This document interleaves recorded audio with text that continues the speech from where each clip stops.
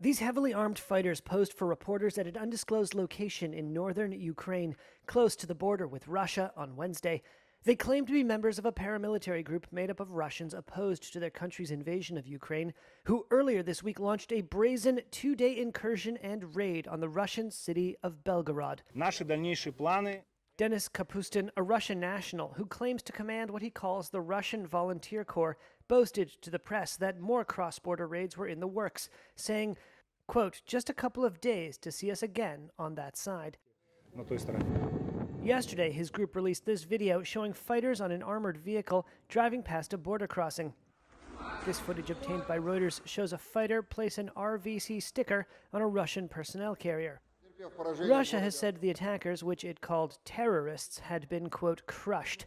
Russian media aired images of what it said were the invaders' vehicles, claiming they were American-made. Russia's defense ministry said 70 invaders were killed and the rest driven back to Ukraine. Russian Defense Minister Sergei Shoigu promised on Wednesday that Moscow would respond to any more cross-border raids by Ukrainian militants swiftly and, quote, extremely harshly. Ukraine's government denied any role in the raid.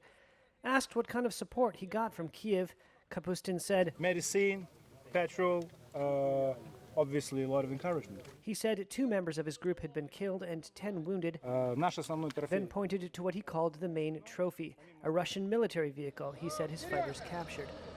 Well, the 2-day operation might have done little to damage the Russian military. Analysts said the incursion could force Moscow to reallocate forces ahead of an expected Ukrainian counteroffensive. First of all, it shows that the Russian border is undefended, and if this, of course, will cause Russia to divert troops away from the defensive lines elsewhere in Ukraine to try to reinforce that border, to try to prevent anything like this happening again.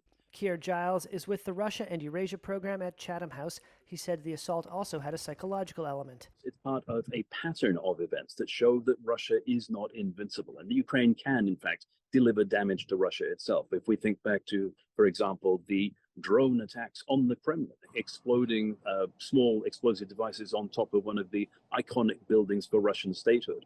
All of it undermines this narrative that the war will not touch Russia itself. Russia has blamed Ukraine for attacks inside Russia or Russian-held territory in recent months, many of them on fuel depots in Russian-occupied Crimea, which Moscow calls sabotage.